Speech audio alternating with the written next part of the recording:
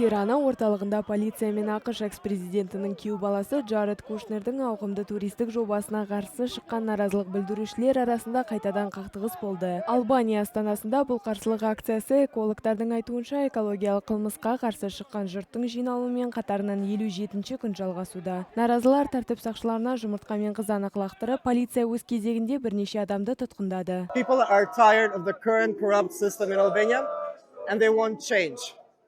People have seen how things have gone for us, not just because of strategic investments, but also because of everyday life in Albania.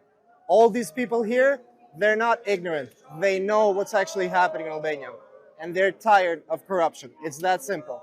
Rule of law in Albania. That's all we want. Жемқор саясаткерлер, дәрменсіз үкімет, халық өз тағдырын өзі шешеді деген плакат ұстаған жұрт Рама кабинетін ел байлығын шетелге сатты және түрлі жанжалға белшесінен батты деп айыптайды. Сонымен қатар олар билікті сот жүйесін өз дегенімен жүргізбек болды және тек шенеуніктердің жеке мүддесіне жұмыс істейтін заңдар қабылдады деп айыптады. Өз кезегінде Албания үкіметі бұл туристік жоба өңірді өркендетіп, элиталық туризмді тарататынын және елдің Еуроодаққа қосылу жолындағы қадамдарына оң әсерін тигізетінін алға тартып отыр.